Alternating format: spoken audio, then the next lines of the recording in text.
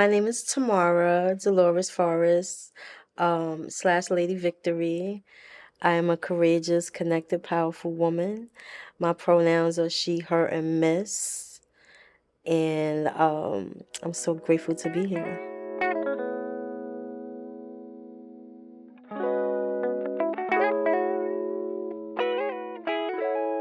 I am a Harlem girl. I'm Harlem all day. I was born and raised in Harlem. I've always been an advocate because I have family members that transition from complications of AIDS. So I've always been, at the walks. I've always been like a real advocate in the field. So when it happened to me, it was, all it takes is one night. One encounter can change your whole life. In that encounter, I felt like, how was I gonna live? How do you live with this diagnosis? How do you live with the stigma? At the same time, I was having internalized stigma that I had to deal with. It was really sad for me, but I decided not to be a victim and become victorious. So that's why I'm Lady Victory.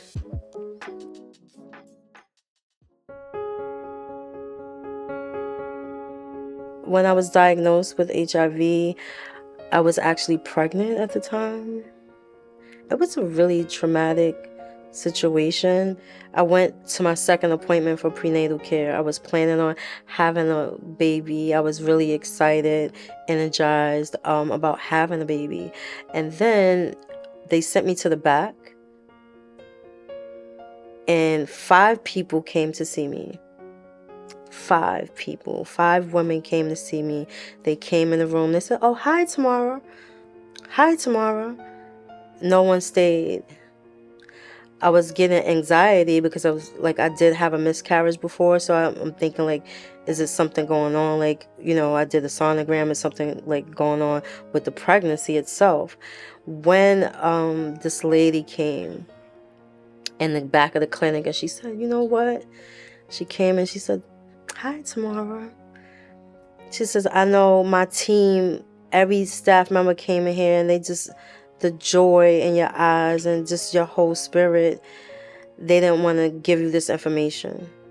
And I'm like, "Well, what's the information?" And she said, "You're HIV positive."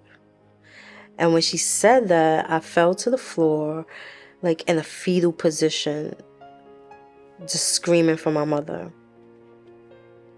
All I could do was scream. I was so traumatized. I didn't know that I could have a baby, be a mother. No one told me it's okay, you can have your child. No one spoke those words to me. Having an HIV diagnosis and being pregnant, not getting the support that I needed, I made a choice to not have my baby. And I was at the clinic shaking. Body shaking, trembling. They didn't even want to give me the procedure because I was shaking. When I think about that, I really, really wanted to be a mother. But I was so afraid, and nobody told me, "You don't gotta be afraid." There's mothers that have children that's HIV positive and the child is not positive. Had I knew that, I would be a mommy. But I'm grateful for my life, but that's one missing part of my life that I feel like I made a choice that didn't serve me because I didn't know my choices, I didn't know my options, I didn't know that it was possible. I know I would have been a great mother.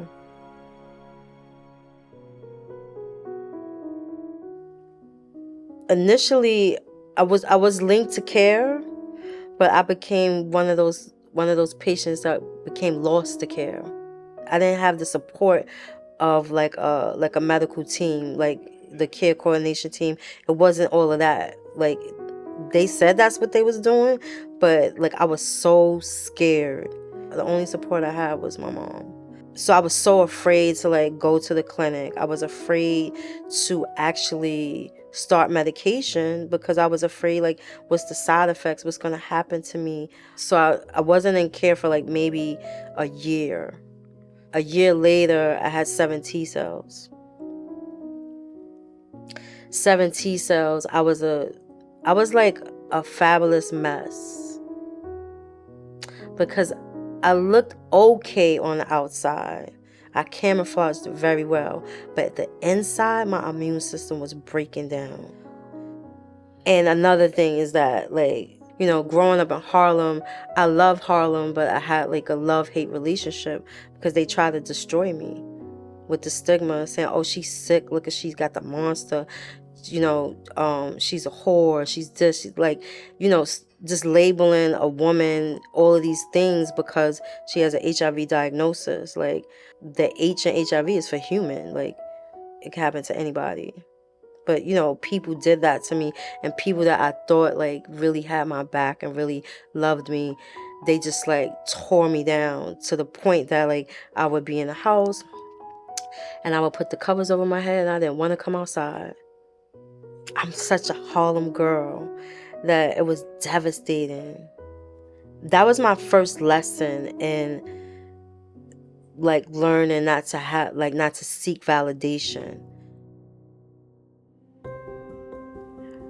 My experience of the stigma, like, within my community of Harlem, I had so many experiences, but one that speaks loud to me is that I was walking by the clinic and I thought I saw somebody that I knew. And when I walked inside the clinic, I thought I saw somebody I knew.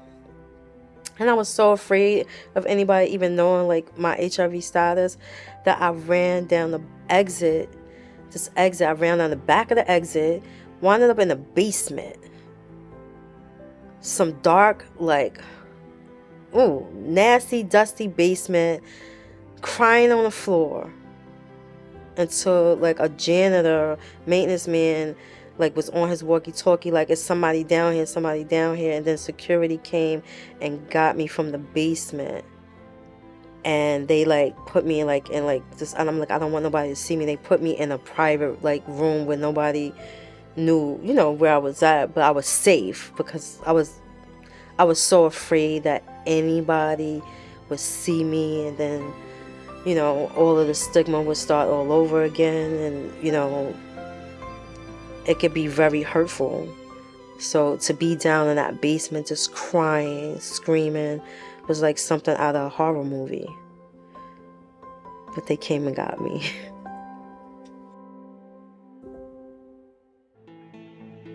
I remember that day, like, when I was, like, really contemplating, did I want to live?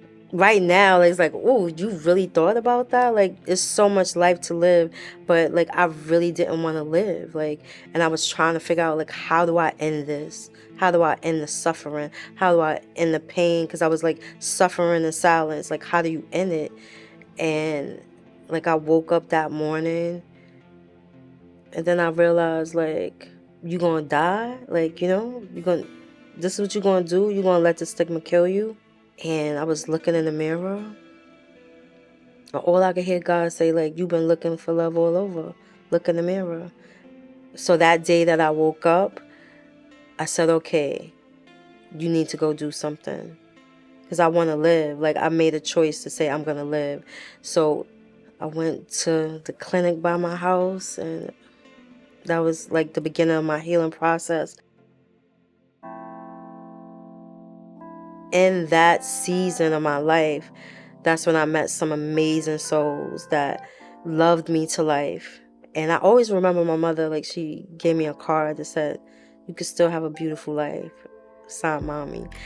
In the midst of that, like, I did have an experience at the clinic when I was on a certain regimen. They put me on the first regimen. Then there was another regimen that I wanted to try.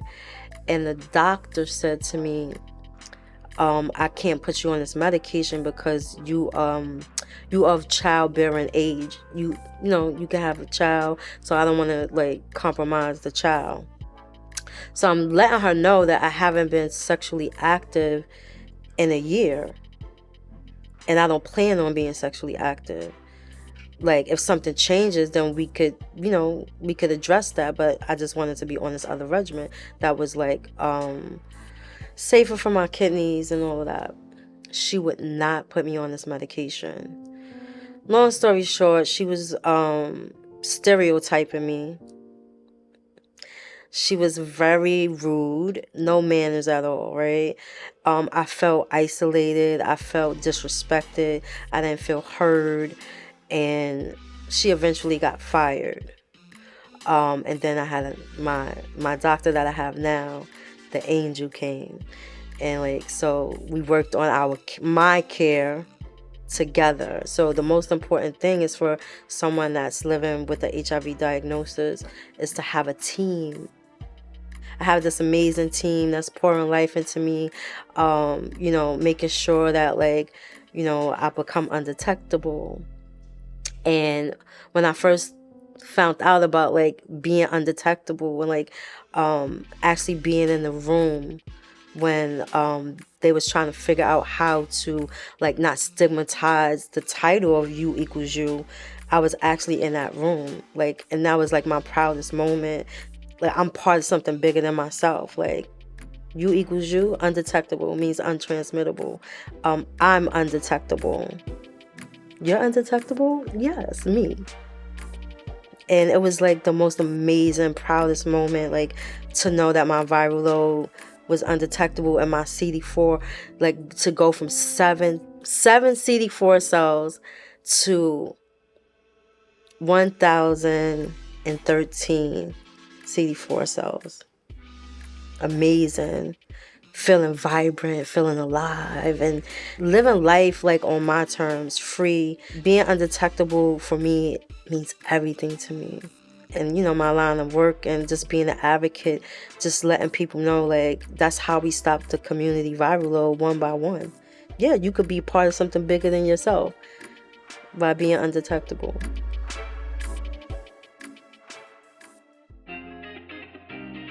With my new provider, I was able to not be anxious.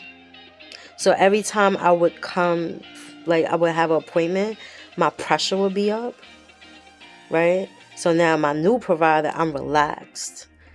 I'm smiling. I'm learning things about the virus and having a conversation about not just my HIV, my overall wellness. Never had somebody sit there and I want to know how you are mentally, emotionally, physically, holistically, just tapping into me. When you have a provider like that, they become your family, right? They become your family, and I'm so grateful that I have her and my team, because it's a whole team.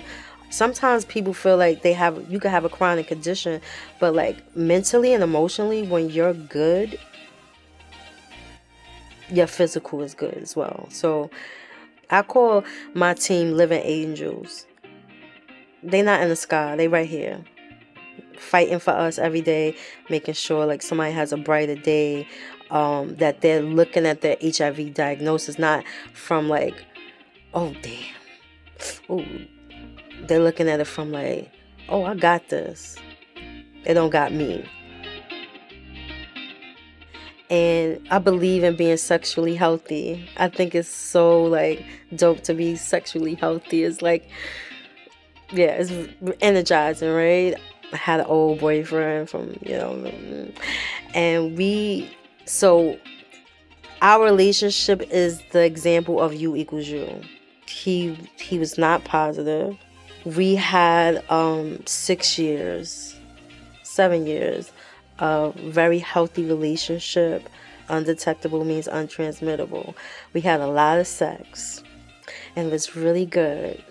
You can have the most magnificent, sexual, healthiest sex life being HIV positive, and let me tell you something, it gets only better. The loving gets really good when you know your status, how to protect yourself. A lot of times women don't even understand or even know that they have options, they have choices. There's women that's not positive that unaware of PrEP, right? In our community, we could still have sexual healthy lives, and be really sexy with it, and have fun, regardless of an HIV status. Like, what? Yeah.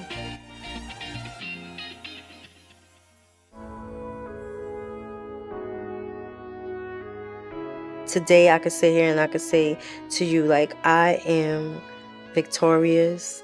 I am an advocate. What I thought was going to kill me transformed my whole life. I had to learn to love me, all of me, every cell in my body. I had to learn to love me, virus and all, love everything about Tomara. The same people that build you up is the same people that might tear you down. Every time somebody says something like stigmatizing, still to this day, they, oh yeah, she's sick. She over there talking about that virus and, the monster word.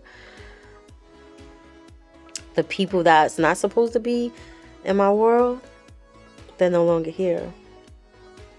So you have to learn that you don't need that validation or affirmation, because I give it to myself. And God gives it to me. Everywhere I go, I spread love and awareness. Everywhere I go is a learning moment, is a teaching moment. I get a chance to share with people that HIV is not a death sentence. When you're like going through, sometimes like you don't see the light. But when you tap into yourself, you are reminded that you are the light. And just being free and like free to be loved and know that I am loved, right? Regardless of a HIV diagnosis. I know that love is the cure for everything that seeks to destroy us. Love is the cure.